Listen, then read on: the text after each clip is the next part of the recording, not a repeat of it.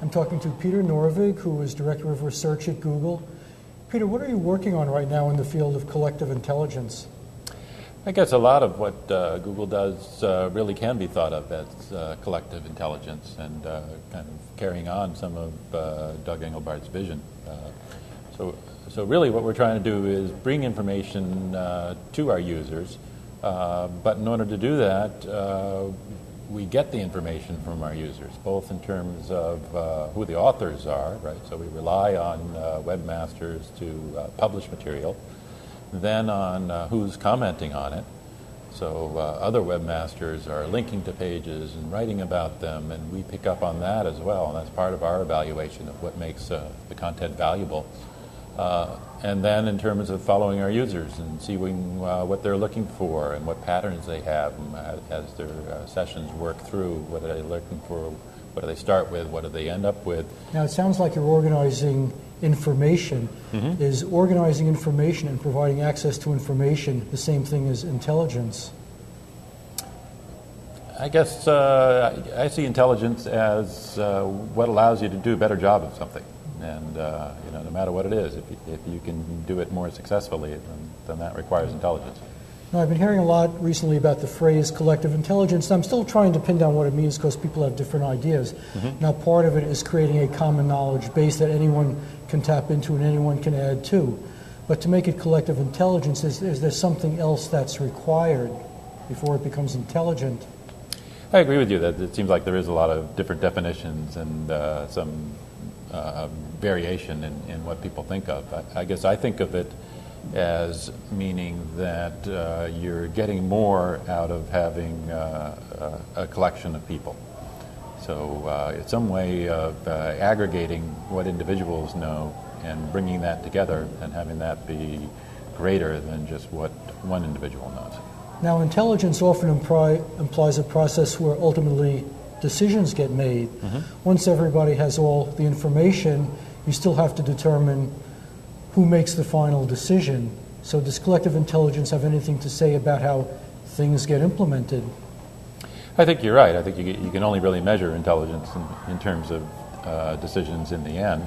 But I think you have a resource that's available for whoever wants to make the decisions. And that can, you draw from the intelligence to help you, but the decisions can be made by an individual who's drawing on the work of others, or it can be made by a group, by whatever process they want to use. Now, usually you make decisions in order to achieve a goal, but before you can do that, you have to define what the goal is. Can you use collective intelligence or artificial intelligence to define what your goals should be, or is that a human values issue that someone just has to arbitrarily make that decision? No, I think it is important to define your goals as well, and I think people have their own opinions of what's important to them, but they aren't well articulated even to ourselves, and you need to go through a process to understand what it is that you really want, how much you value that, and that's true as an individual, and even more so as a group, because there could be conflicts within the group. Sure. Do you see any specific type of problems that are especially amenable to being resolved using the process of collective intelligence? I think we have some good examples. I think we don't yet know the full space of the state of where it works and where it doesn't. So we have things like Wikipedia is a good success because you were able to break it down into pieces that are small enough that people could tackle, and somehow we're able to keep the incentives under control so that people would rather cooperate rather than vandalize or do other bad things. And there's lots of different marketplaces, different experiments. Some of them work out well, some of them don't. And I don't think we yet have complete science to understand which ones work and which ones don't work. Well, let's take a specific type of problem. For example, right now, the U.S. economy is facing a lot of problems. There are a lot of supposedly intelligent people working on these problems. If they employed some of the principles of collective intelligence that we're talking about, would they be likely to come to better solutions? That's a good question, and to some extent, you could see this as a failure of collective intelligence because the economy is driven by a collective market.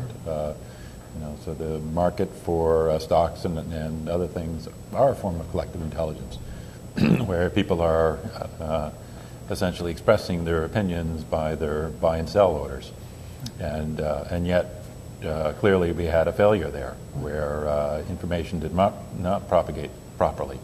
But people in the stock market are not attempting to work for the well-being of the collective. They're only attempting to work for their own well-being or their own profit. Right. So the question is, is it that people were just ignorant and they didn't see what was coming? If that's the case, if nobody saw it, then no amount of collective intelligence can help, because if there's ignorance, magnifying that isn't going to help.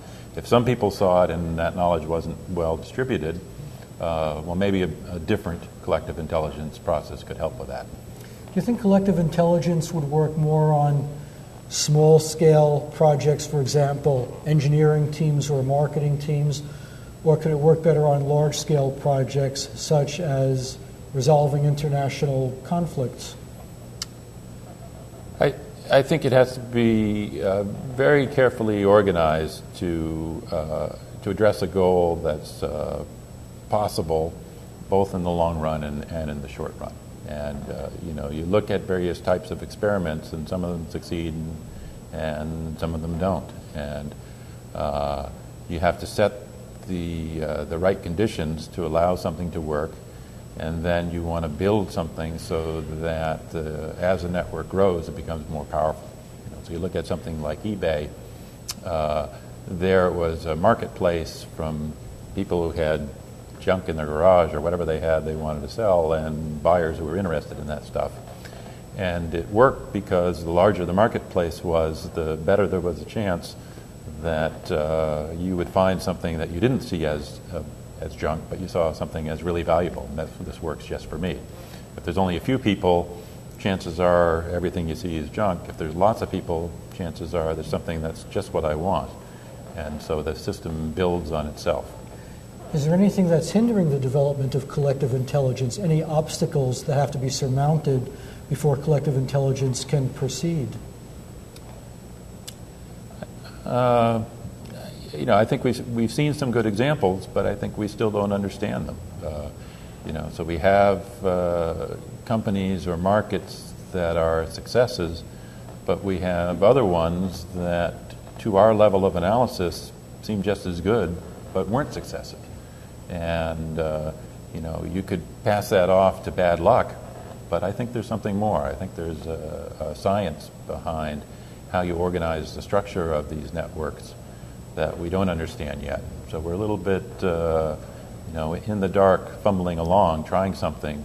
And if we understood it better, I think we'd have a much better chance of succeeding. Now, some organizations have a decision-making model in which every decision is made by one person.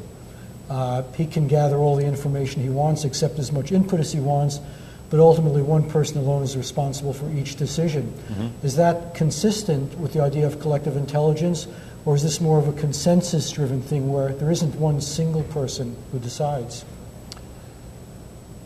Well, any process has to have a single rule for making decisions, and whether that rule is this guy, we delegate to this guy, or whether the rule is majority rule, or whether the rule is consensus, the system as a whole is still making those choices. And I think any of them could work under the right conditions.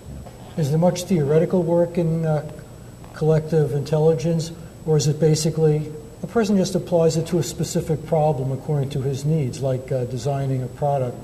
And then if that works, then it gains a little traction and it's more easy for the next group to apply it as well. I think it is more like that. I think it's it's sort of where natural biology was in maybe the 1850s or so, where you're still in kind of the let's go out and collect a bunch of specimens and bring them back into the museum, and not quite at the we have the complete theory yet.